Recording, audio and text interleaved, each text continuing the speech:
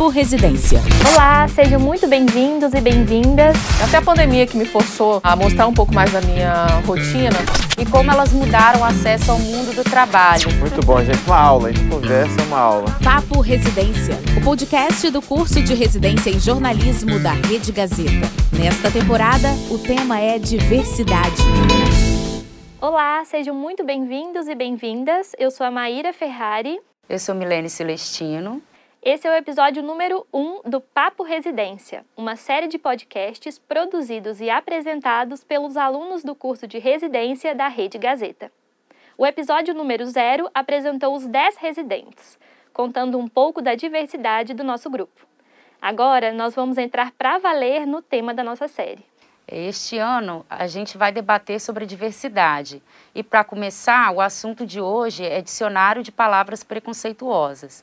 Existem diversos termos capacitistas, xenofóbicos, machistas, que muitas pessoas ainda utilizam no dia a dia, mas para esse episódio nós vamos dar um foco para os termos racistas, com aquelas palavras e expressões como, por exemplo, inveja branca, a coisa tá preta, e feito nas coxas, que carregam na fala e na escrita um histórico de opressão e discriminações. É isso mesmo, Milene. Para falar sobre esse assunto tão importante, temos hoje a presença de duas convidadas que vivem esse tema no dia a dia, na militância e na vida acadêmica.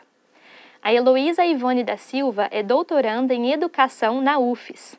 A linguagem e o vocabulário racista e machista são objetos da pesquisa dela. Ela aborda principalmente as sequelas dessa linguagem para as crianças. Heloísa também é pós-graduada em Gestão Pública pelo IFES. É graduada em Pedagogia, especialista em Gestão Educacional e mestre em Educação Física pela UFES. Além de pesquisadora no Laboratório de Pesquisas de Violências contra Mulheres da mesma universidade. Uma vida e uma carreira dedicadas à militância pela diversidade. Militância que ela exerce ainda como coordenadora da EJA de Vitória e do Fórum Nacional de Mulheres Negras. O currículo é rico mesmo. Heloísa é também vice-presidenta da UNEGRO, a União dos Negros pela Igualdade. Seja muito bem-vinda, Heloísa. A nossa segunda convidada é Muna Malek. Muna é mulher negra, trabalhadora, militante, mãe, é socióloga formada pela UFES e mestre em História pela Universidade Estadual do Rio de Janeiro. Muna atualmente trabalha com consultoria de política para mulheres e população negra e também assessoria parlamentar. E como militante se organiza no Fórum de Mulheres do Espírito Santo vinculado à AMB, Articulação de Mulheres Brasileiras, e no Círculo Palmarino. Bom, para abrir nossa conversa, a gente trouxe um dado da Secretaria de Estado da Segurança Pública, SESP, dizendo que as denúncias de pessoas negras vítimas de ofensas racistas cresceram 26% no Espírito Santo em comparação ao ano passado. Entre janeiro e início de agosto de 2020, foram registrados 42 casos de crimes raciais.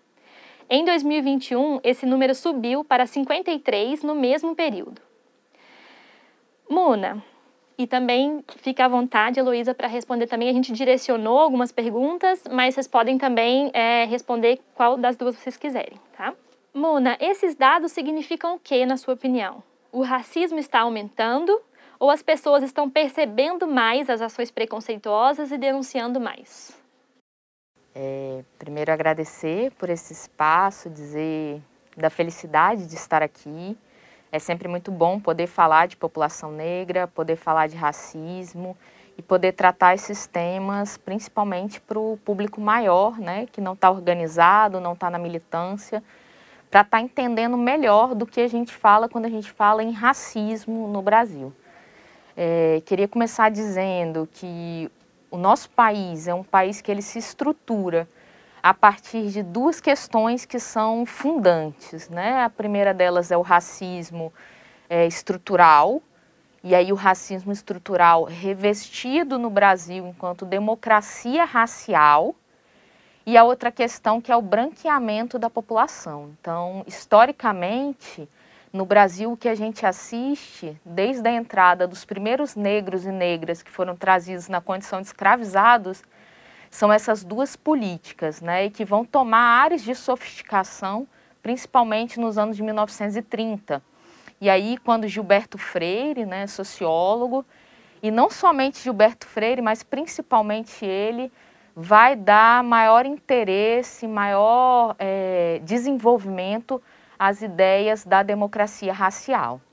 E aí que diz que, na verdade, nós vivemos num país miscigenado, e a miscigenação, ela tende a aparecer como um dado positivo, mas olhando para a história mais de perto ou com lupas da diversidade, a gente vai ver que a miscigenação ela só é tratada de forma positivada enquanto folclorização.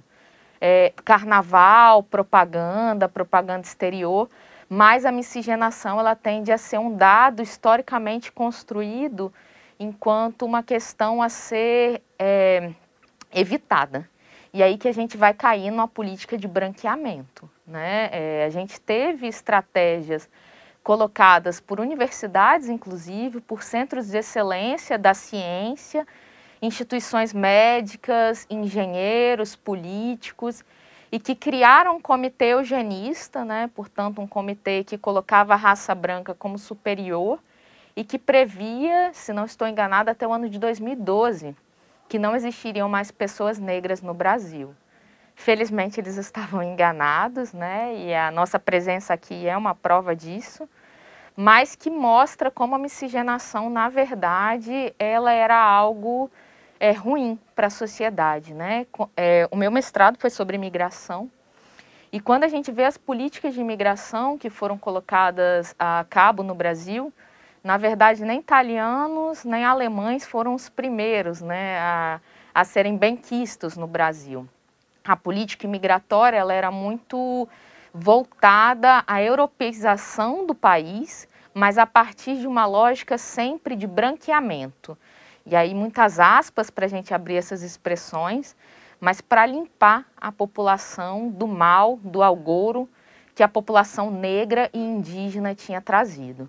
Não à toa, após a abolição, nos anos de 1888, o que a gente tem é toda uma historiografia que ficou esquecida durante muito tempo e foi retomada por pesquisadores e pesquisadoras valentes e militantes da causa negra e que vão mostrar que nós fomos o tempo inteiro tratados como população preguiçosa, né? Como população que deveria ser encarcerada. E aí a gente tem as leis da vadiagem, por exemplo, que foi uma das primeiras políticas do encarceramento em massa da população negra, e a todo momento as imagens de controle e as imagens que eram formadas e forjadas sobre a população negra são imagens estereotipadas e negativas. E aí, quando a gente pensa em todas essas questões, falando sobre os dados de racismo, eles ainda são poucos porque a população ainda não entende o que é o racismo de verdade, né? Vou dar um exemplo muito prático, né, que eu acho que vai trazendo para a gente essas questões mais na nossa vivência. No meu trabalho, aonde eu trabalho, nós temos uma política de que a maioria das pessoas que ali trabalham são negras.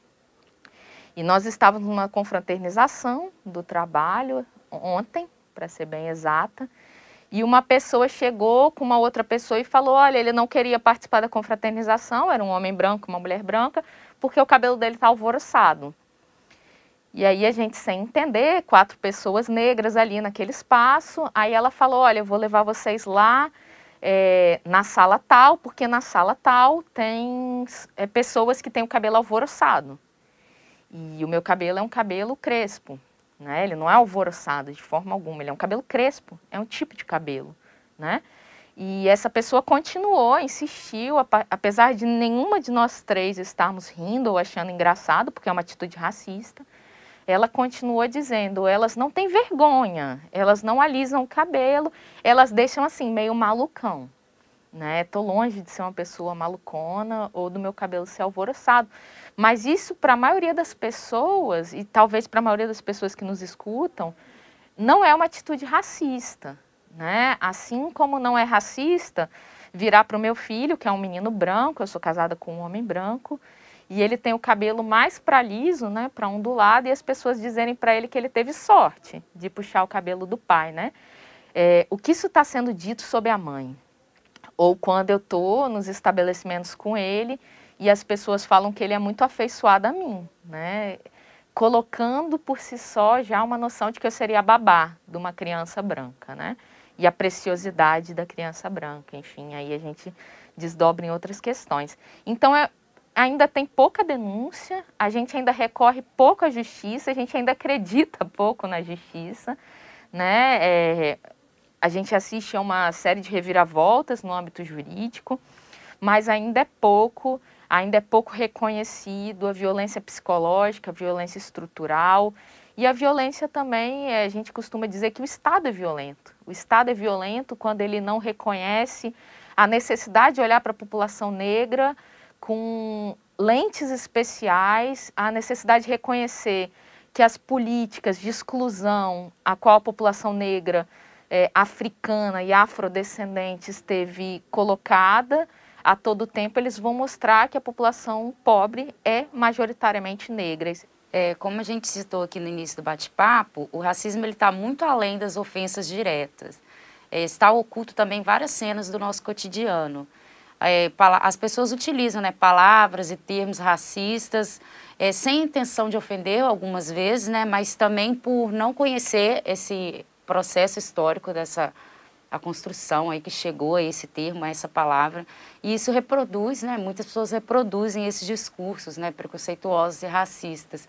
Eu, como uma mulher negra, reparo isso o tempo todo, eu cresci com vários termos que depois de muito tempo com amadurecimento também que eu fui entender que era um termo racista, principalmente aqueles que vêm na intenção de elogiar, que não é a intenção já de ofender, de te elogiar, falar que você é beleza exótica, mulato, moreno, que foram termos e palavras que vieram para embranquecer, igual o Ná estava falando, Muna, desculpa. Então, gostaria de perguntar para a Heloísa sobre essas sutilezas, né, brincadeiras e aparentes elogios, como que o racismo se fortalece quando expressão como essas são repetidas e qual a ligação disso com o racismo estrutural? Então, primeiro saudar a todos, todas e todes aqui, também os internautas que provavelmente vão nos ouvir. Gostaria, inclusive, de voltar à primeira pergunta, me sentindo muito contemplada com o que a Muna traz no processo histórico, mas é importante a gente entender também esses dados. O que é autodeclarar-se negro? O que é autodeclarar-se negra? Porque esses dados é a partir desse processo de autodeclaração. Mas se a gente for pegar as crianças e adolescentes, eles não se autodeclaram. São as famílias que declaram, né, o grupo étnico-racial dessas crianças e desses adolescentes. Então, já provoco aí, né, porque o IBGE não publica, por exemplo, o dado dos não declarados, das pessoas não declaradas. Quem seriam os não declarados? Os não declaradas? Que, inclusive, um dos meus artigos, eu trabalho com esses dados de Vitória e a gente percebe um alto índice de estudantes que está lá no sistema de gestão, no processo de matrícula, como não declaradas. E traz aí várias questões para a gente pensar também a subnotificação. Então, são casos notificados e os subnotificados.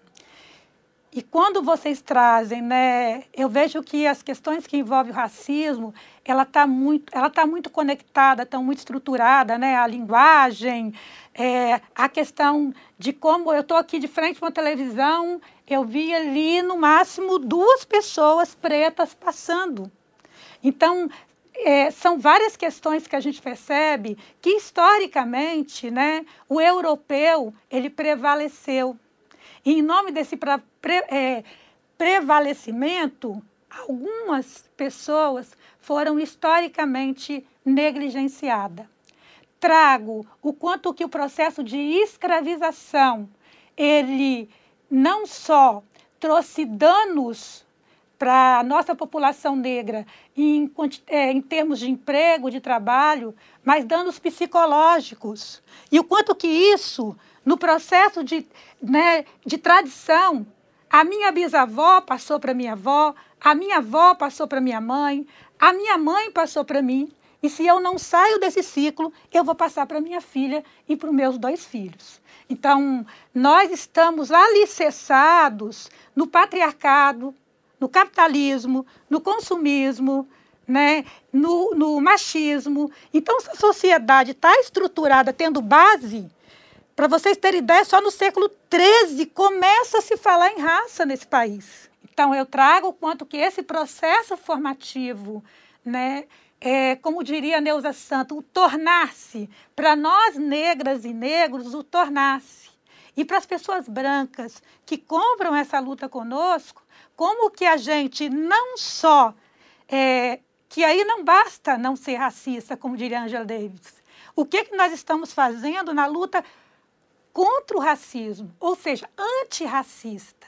Então, o meu pensamento, mas quando você está diante numa loja onde a sua colega ela é seguida pelo segurança, ela é seguida pelo vendedor, o que você faz?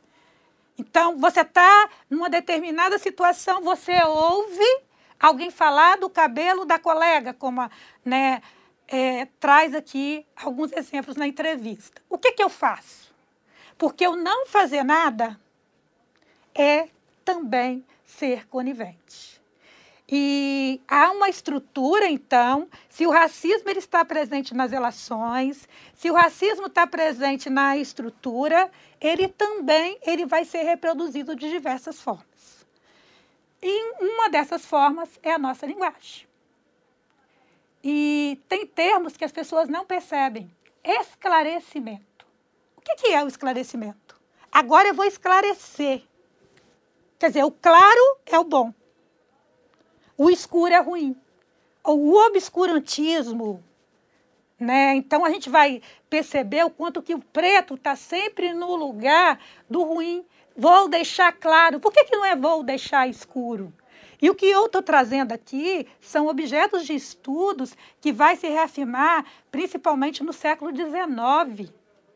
E que ainda hoje, apesar de inúmeras pesquisadoras, a gente tem, por exemplo, a Djamila Ribeiro, que eu acredito que foi uma das autoras, que ela traz o glossário antirracista, o quanto que essas falas, elas foram, de uma certa forma, contribuindo para que as nossas crianças elas não se veem. Bom, a Heloísa já trouxe alguns exemplos aí de palavras que a gente entende com esse vocabulário racista.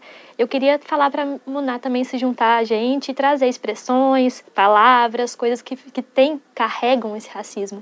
A partir da psicanálise, elaborar a questão da linguagem, a gente tem que pensar primeiro aí numa abordagem, gosto muito da Lélia, quando ela fala da questão das origens das palavras, numa conversa ali com Lacan, com Freud, o pai da psicanálise, né, Freud, e que pensa como que os caminhos tortuosos da língua nos levam a lugares reveladores.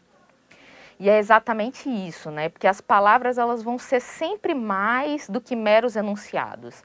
Elas sempre têm algo a dizer. E aí quando a gente usa as expressões, como eu já ouvi, quilombo, isso aqui está um quilombo. Isso aqui está uma bagunça, né? E quilombo não é bagunça. Quilombo é resistência, quilombo é luta, quilombo é vida, quilombo é população negra, né? Quando a gente traz, e aí a maior parte das expressões, não por acaso, também são voltadas às mulheres negras e aos ventres das mulheres negras, e que vai trazer expressões como não sou tuas negas. Qual é o lugar que a mulher negra ocupa nessa sociedade, né? E aí, qual é a imagem que a gente pensa? Lélia Gonzalez, ela fala muito que essas noções trabalhadas e muito a partir da mulher negra, elas partem sempre de cores e linhas específicas. E aí a gente tem as noções da mulata, que é outra palavra, outra expressão, da doméstica, da mãe preta. E como que isso é fundante, né, no racismo brasileiro? como que isso diz muito dos locais da infantilização por hora, da criminalização por outras horas da população negra. E aí eu chamo especial atenção, eu sou feminista roxa e verde, eu costumo dizer, das mulheres negras dentro desse contexto, né? E como que isso vai revelar, na verdade, toda a brutalidade histórica a qual as populações negras são submetidas no nosso país. Muna, por que as pessoas insistem em utilizar essas palavras? É mais por descuido, ignorância, ou tem aqueles que utilizam de propósito mesmo, com a intenção de ferir? Eu acho que a bondade morreu séculos muito atrás. Eu sou uma pessoa que acredita muito pouco, né? Eu sou socióloga, então eu acho que tudo tem uma arqueologia, né? Uma ligação, uma criação, uma invenção. A cultura propriamente dita, assim, de termo mais geral, é isso, né? E então essa dualidade bom, mal, bonito, feio, isso para mim diz muito pouco, me diz mais no sentido do que se deixa passar, do que se decide cultivar, do que se decide levar à frente. Nenhuma dessas expressões que a gente está falando são novas. Não tem novidade, não tem nenhuma tecnologia super futurista nesses termos. O que a gente vê por vezes também é uma briga pela manutenção dessas linguagens. Eu vou trazer um outro exemplo prático, carnaval, marchinha de carnaval. A maior parte das pessoas vão dizer isso é uma bobagem, o movimento negro não tem o que fazer, né? Está criando questão, agora tudo é racismo. Agora tudo é machismo, agora tudo é homofobia. E já era antes, né? Essa que é a questão, já era. Só que é importante nomear, porque como diz Foucault, né, quando a gente nomeia, a gente sabe do que a gente está falando, a gente entende as estruturas de poder que estão ali colocadas. Então, quando a pessoa, né, e via de regra, quando a pessoa usa essa expressão e você faz a correção, ela fala, isso é bobagem. Isso é bobagem. Via de regra. Existe um movimento que tenta retroceder na sociedade de não enxergar isso como um problema gigante. Um problema gigante. A marchinha de carnaval que eu estava trazendo, né? Nessas análises que a gente faz, eu sempre falei, eu odeio carnaval. Eu odeio carnaval. Só que eu amo carnaval. E por que eu pegava isso de eu odeio carnaval? Eu odiava ser criança com meu cabelo afro no carnaval e ouvir, olha a cabeleira do Zezé, será que ele nega do cabelo duro, cabelo de bombril. Esses dias eu vi no Instagram, né, um videozinho TikTok, que era uma boneca Barbie, tirava um cabelo, colocava um cabelo afro e usava para esfregar as louças. Né? Aquilo chegou a me dar ânsia de vômito. Estamos no século XXI, né? E aí toda vez que eu criança, lá com 6 anos, estava no carnaval, eu começava essas músicas, eu tinha vontade de me esconder. E lembro perfeitamente como as pessoas se davam, né? E se dão até hoje, de certa forma, licença de encostar no meu cabelo, de legislar sobre o meu cabelo, de enunciar sobre o meu cabelo. A família da minha mãe é uma família branca e não tinha uma casa de uma tia que eu não entrasse, que não falasse, vamos dar um jeito no seu cabelo, como se o meu cabelo precisasse de jeito, né? E mais tarde aí eu passei pelo processo de alisar cabelo, enfim, tudo isso. E mais tarde aquela música que me marcou muito, Cuidado com a chuva, e choveu, cabelo encolheu, né? Eu tinha pavor real, com 16, 18 anos, pavor real, de pensar em estar no carnaval com meu cabelo alisado, porque você, quando tenta adentrar, e aí como diz Frantz Fanon, né, psiquiatra, ele vai dizer dessas máscaras negras, né, dessas máscaras brancas, desculpa, em pele negra, quando você tenta entrar no mundo dos brancos, eles vão o tempo inteiro lembrar que você é falseado e que você não merece estar ali. Então toda vez alguém me perguntava, esse cabelo é seu mesmo? Nossa, como que você conseguiu esse cabelo? Só que depois que eu assumo o meu cabelo afro, e aí as pessoas... Eu estava no aeroporto de Pernambuco, uma pessoa se sentiu na licença de puxar o meu cabelo E eu estranhei, falei, deve ser piada, deve ser alguém que eu conheço, obviamente, né? E aí virei, vi que não era uma cara conhecida, eu falei, uai, tudo bom? Bom dia, né? E ela falou, nossa, eu puxei para ver se não era peruca. Eu não consigo pensar numa pessoa branca passando pela mesma situação. Então, não é uma questão de bondade ou de maldade, mas do que você escolhe acessar também, porque a informação está aí, a informação está dada. Não deve ser só pessoas negras que procuram saber sobre o racismo, né? O racismo precisa ser enfrentado por toda a sociedade, portanto, pessoas brancas, pessoas negras, pessoas asiáticas, pessoas árabes, toda a sociedade precisa abraçar essa causa, né? Para que a gente consiga realmente chegar numa noção de uma sociedade mais equitativa e mais justa para a população negra. Via de regra, quando alguém usa essa expressão, eu falo, não faça isso que você está sendo violento. E a pessoa toma um choque, né? Porque ela não se vê nessa posição de violência. Eu evito, né, em questões raciais, usar, por exemplo, o termo preconceito, porque é racismo. Preconceito fica parecendo que tudo, pode ser tudo, e o que é tudo é nada, né? Então, sempre dizer, você está sendo racista, você está sendo violento. E é preciso enunciar, mas não deveria ser eu a encarar essa dor sozinha, sabe?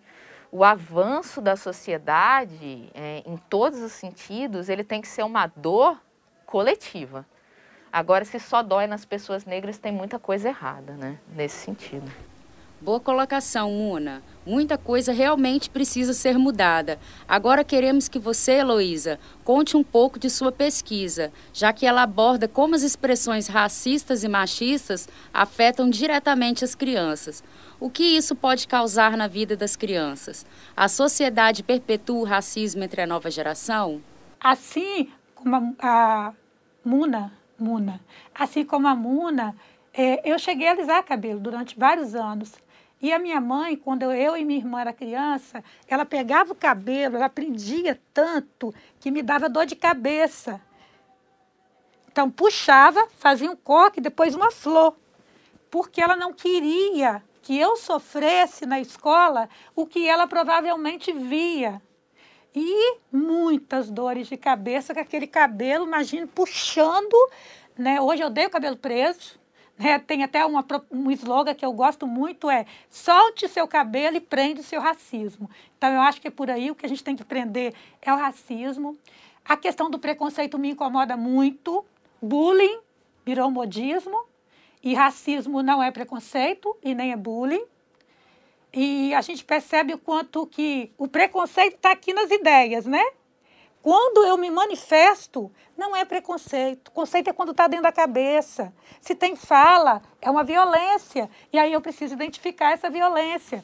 Porque quando nós damos nomes, a gente está pautando a ausência de políticas públicas. Se a gente enfeita, vai criando nomes, enfeites, né, a gente não contribui. E é preciso dizer o quanto que o racismo tem se reinventado. Cada dia é uma forma nova. E nós precisamos nos reinventar nas lutas antirracistas.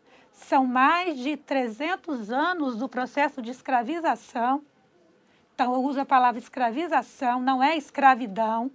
Escravidão é uma palavra de cunho racista, porque não foi uma escolha. Filha, a pessoa fala assim, neta de ex-escrava. Como é que é isso?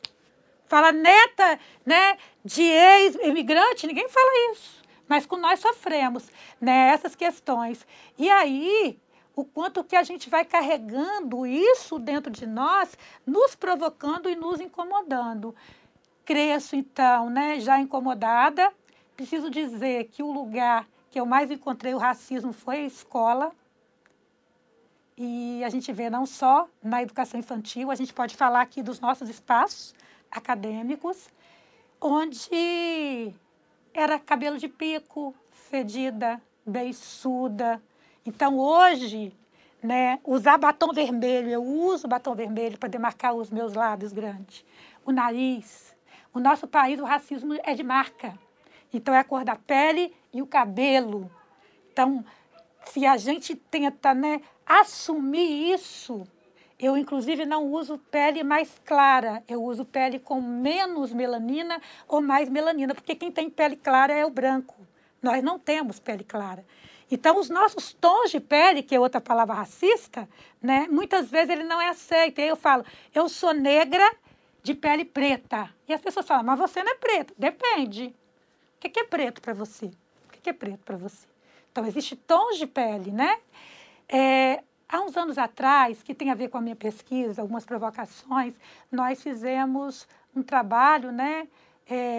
E aí, junto com as pretas, que foi um trabalho no Bucane, chamado Projeto Quilombinho, onde tinham as crianças de educação infantil e as meninas, 4, 5 anos, quando pedia para desenhar, elas se desenhavam brancas, cabelo lisinho, colocava o lápis de cabelo lisinho, pintava com esse lápis rosa, que não é cor de pele de ninguém. E aí, uma das atividades é, qual é o seu sonho? O que você quer ser quando crescer? E elas falavam, eu quero ser uma princesa. Cabelo liso, ser branca, ser magra. O que essa criança está dizendo? Quando ela, mesmo com a pele preta, com melanina, cabelo black, né, com a raiz crespa, e é na hora de desenhar, e algumas pessoas, ela não está se enxergando? Ela está se enxergando, sim. Mas quando ela desenha, ela quer diminuir essa dor, porque o racismo dói, o racismo mata, o racismo é cruel, e as pessoas, às vezes, não entendem isso, né? E o quanto que, quando a gente fala das crianças, por que eu trago as crianças? Porque nas nossas infâncias foram negadas. Quem eram as princesas, os príncipes? Quem era a protagonista dos livros didáticos? Quando falava em empregada doméstica, qual imagem vem? E aí o doméstica, né? De domesticar, igual animal. Quando fala em medicina, médicos, qual é a imagem que vem? Quando a gente fala da saúde, pessoas brancas, no seminário, vai as imagens. Quando fala de doença, a pessoa preta. Então, a proposta de começar desde a educação infantil, né, que já tem um trabalho, nós temos uma legislação da educação, que é a 10.639 de 2003 e a 11.645 de 2008, que vai trazer a obrigatoriedade de trabalhar a história e cultura africana, afro-brasileira e indígena, que são culturas diferentes. Uma coisa é africana, outra coisa é afro-brasileira, e tem gente que confunde. Então, a gente, né, traz esse olhar, traz esse trabalho. As crianças, as famílias ainda têm dificuldade de preencher lá a declaração dessas crianças. E aí eu trago esse momento de escutas, de ouvir as narrativas das crianças. Como é que elas veem esse mundo, né? E provocar várias palavras, como é que elas se sentem, que a gente tem até vídeos, né, que coloca isso. Como é que é ser chamada de macaco ou de macaco? Falar que o cabelo é ruim? O cabelo fala? Porque um cabelo é bom, o outro é ruim? O que é shampoo para cabelo normal? O que é cabelo normal? O que é um cabelo penteado?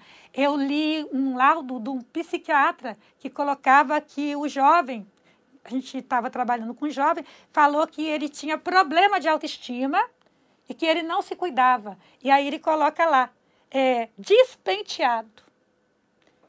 Esse jovem foi avaliado por um psiquiatra por causa da forma que ele entra. Eu estou imaginando aqui um jovem preto, calça, né, caída, bermuda largada, camiseta, que é a forma de expressar a juventude preta, boné, e o quanto que isso ainda volta lá, que era ter boa aparência para trabalhar.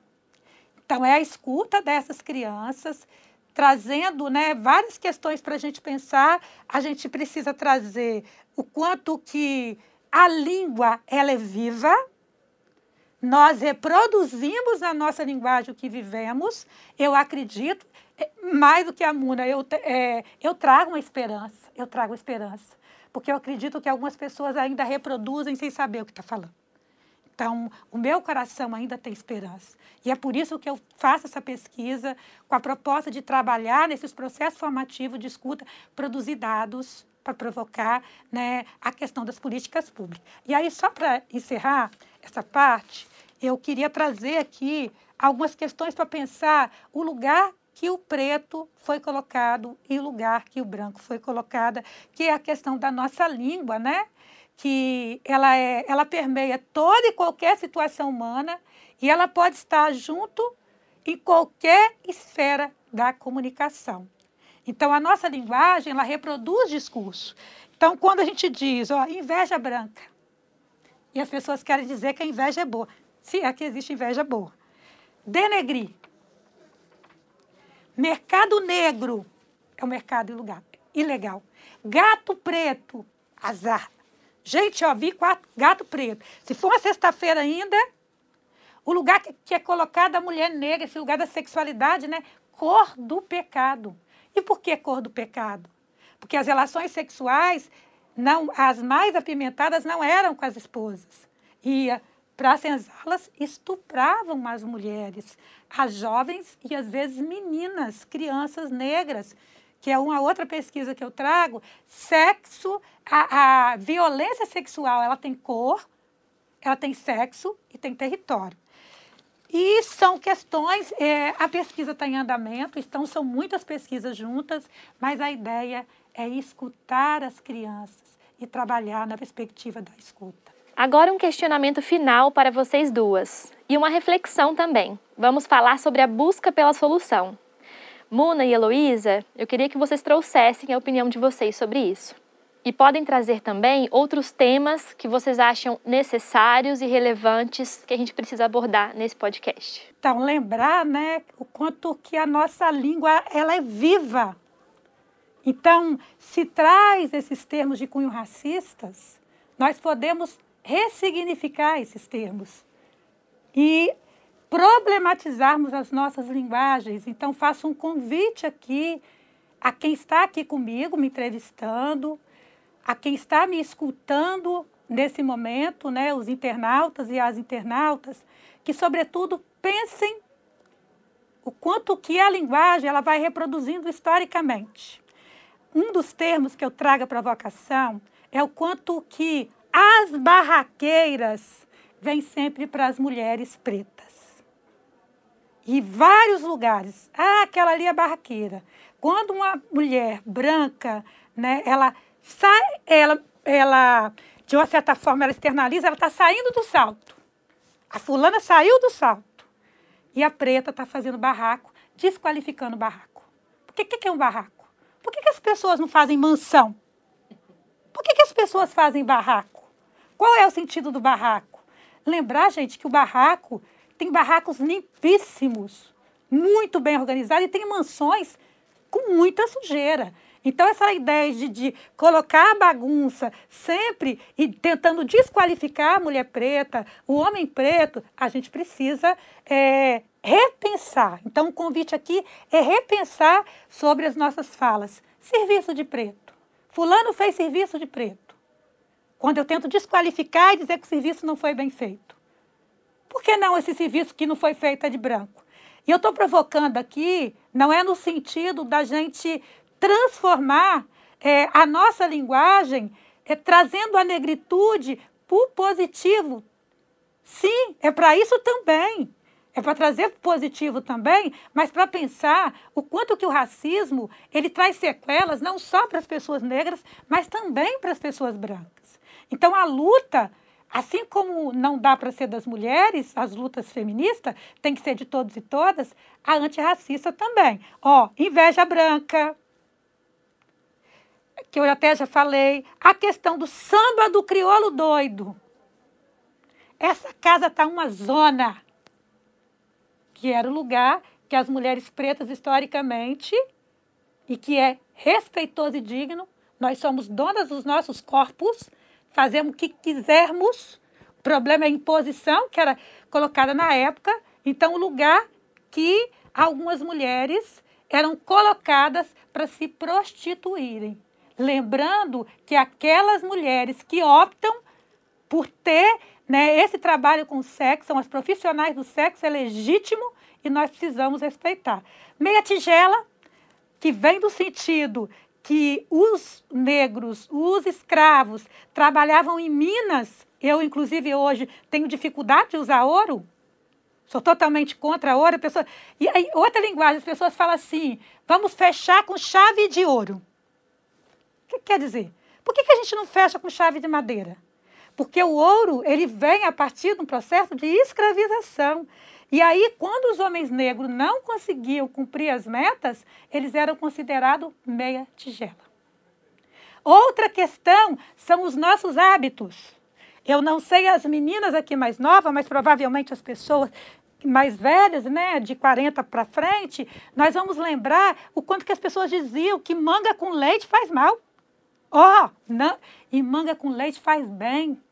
Faça uma vitamina de manga com leite. Mas isso era colocado para o negro não tomar o leite, porque o leite era da casa grande. Ele podia chupar manga, mas aí colocava mal, porque aí ele não ia querer ou pegar o leite. E aí tem várias categorias, né? O corpo preto colocado como exótico.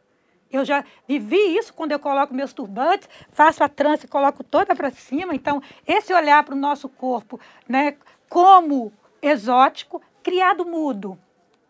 Também usado, né, na questão do móvel. Criado fala. E aí nós vamos lembrar quem eram os criados. Porque os criados falam. Só que essa palavra criado, ela tem um sentido racista. Porque, na verdade, eram homens pretos, mas para deixá-los calados, e tinha diversas formas de calar e silenciar essa população, então o criado, ele precisa ser mudo. Ou seja, o homem preto, ele de boca fechada, ele está errado. E a gente cresce ouvindo várias questões, né? O não sou tua nega, a questão do moreno, as pessoas falam assim, fulano é moreno, fulano é morena. O que é moreno?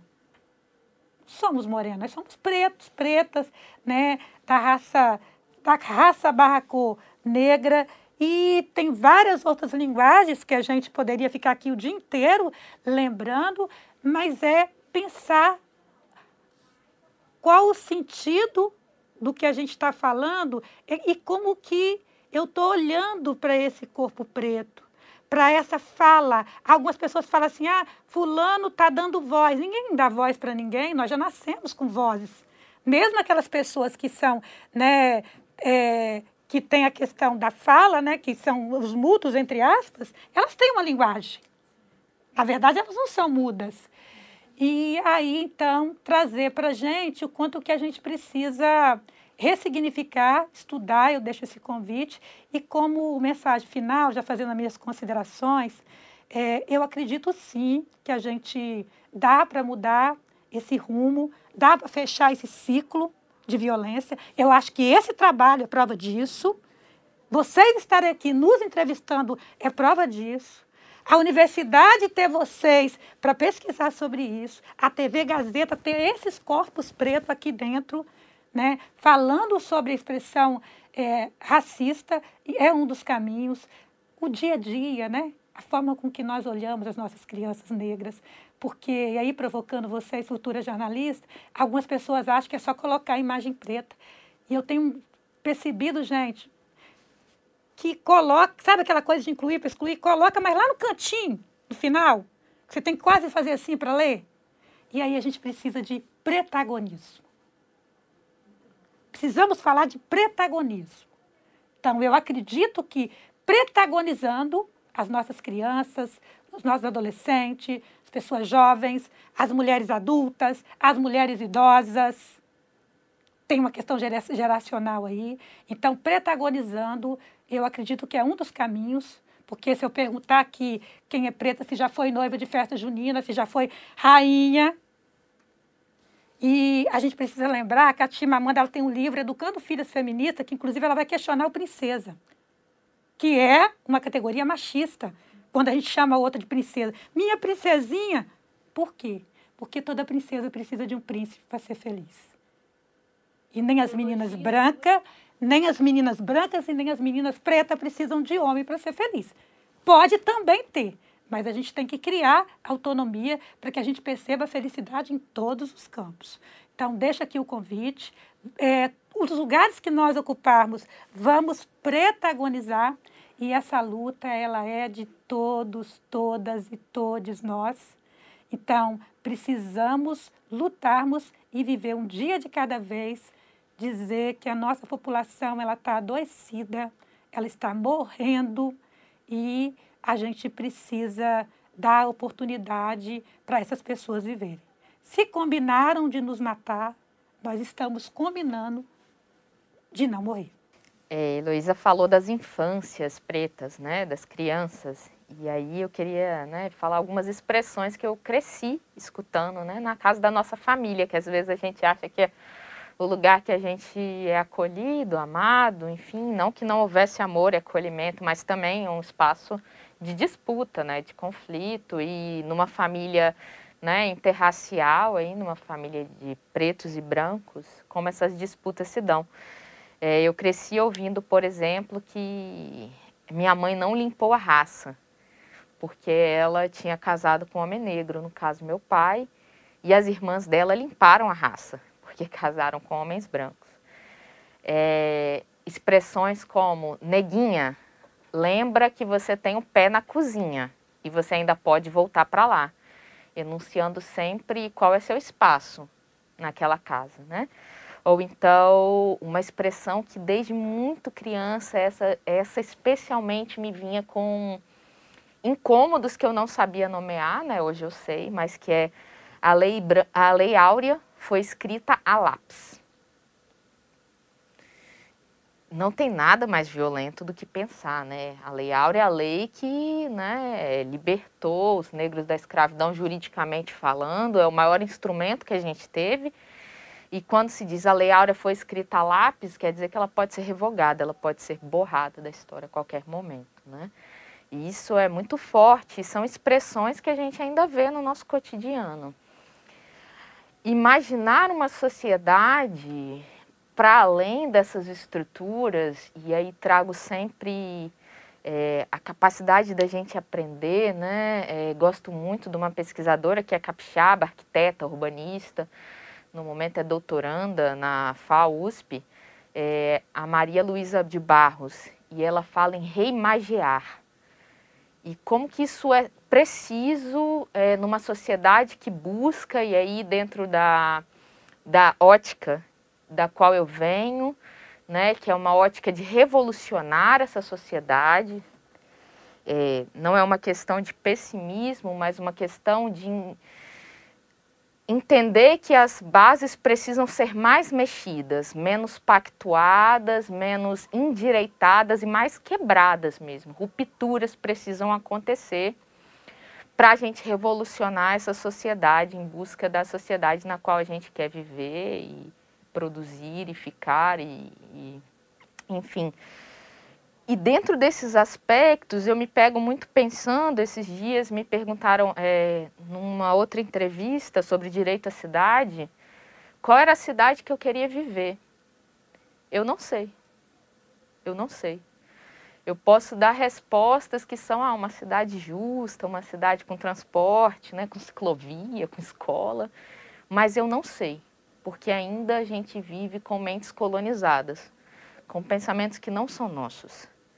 Nós, pessoas afrodiaspóricas, né, vivendo na diáspora, que a gente gosta de utilizar essa expressão, porque nós fomos tirados de nossos territórios, negada a nossa história, a nossa memória, então ainda estamos em diáspora. E trago mais uma vez Lélia Gonzalez, quando ela fala do português, já que a gente está falando de linguagem, né? Então a língua que a gente fala sequer é o português, é o português, que é o encontro de todas as linguagens de matriz África que chegaram, das linguagens indígenas e que aí com o português vão se mesclar, então sequer falamos essa língua e dessa realidade, né, que eu ainda não consigo abraçar, que eu ainda não consigo imaginar. Eu consigo reimaginar o que já está colocado na minha cabeça enquanto narrativa. mas eu acho que é um caminho ainda muito árduo e que a gente precisa ter coragem. E aí trago mais uma vez, a sociedade inteira precisa ter coragem. Eu sou mãe de um menino branco e às vezes as pessoas se chocam, né? E eu já escutei, né, falando que eu faço lavagem cerebral com meu filho, porque 90% das coisas que ele assiste são de pessoas negras. Porque o branco já é o padrão. Ele já vai encontrar em todos os espaços que ele for, né? E aí o meu filho, que tem quase 3 anos, ele vira para mim e sempre fala: mamãe, o seu cabelo é lindo. Isso é uma produção, obviamente. E esses dias ele virou para mim e falou: mamãe, eu estou assistindo um desenho e a menina é bonita igual a você. E eu fui ver o desenho, era uma menina negra, com cabelo igual ao meu. E uma menina negra, não no papel dela de sofrimento, de dor, mas de produção. Alguém que produz, que imagina, que consegue fabular. As crianças negras é tirado o privilégio de fabular, elas sempre têm que estar em narrativas de dor e nunca em narrativas de construção, de amor, de encontro. E isso, para mim, é geracionalmente conseguir colocar uma nova perspectiva, mas que eu ainda não consigo alcançar e que espero que as próximas gerações, dentro desse exercício, né, de descolonizar os nossos corpos, as nossas mentes, a nossa linguagem, os nossos gestos, conseguir se aproximar mais de uma sociedade que seja realmente para nós, pessoas negras, e para as pessoas brancas, e para as pessoas indígenas, e para toda a sociedade. Angela Davis tem uma frase que eu gosto muito, né? Quando uma mulher negra se movimenta, uma sociedade inteira se movimenta com ela.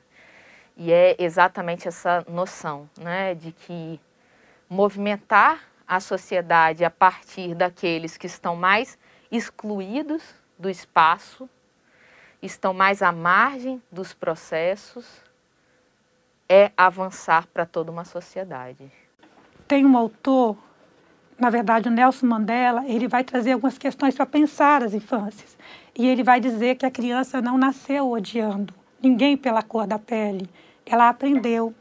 E se ela aprendeu a odiar, ela também pode aprender a amar.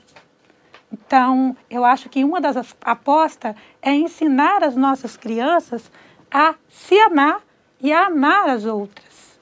Então, seria um dos caminhos para vencer o racismo. Chegou a hora de encerrar, agradecer muito a presença de vocês.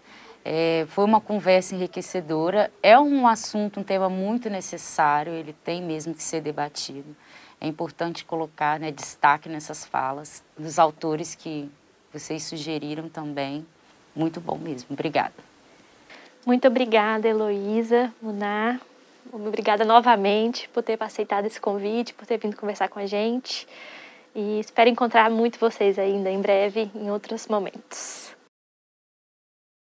E você que está aí nos ouvindo, a gente agradece também a sua companhia.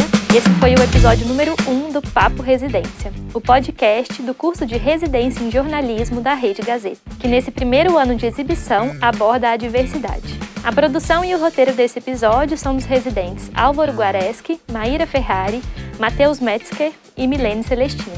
E não deixe de acompanhar também o próximo episódio, que vai trazer o tema Inclusão Começa na Escola. Até a próxima! Papo Residência é o podcast do curso de Residência em Jornalismo da Rede Gazeta. Tema da temporada: Diversidade. Patrocínio: ArcelorMittal, Eco 101, Samarco, Suzano e Vale.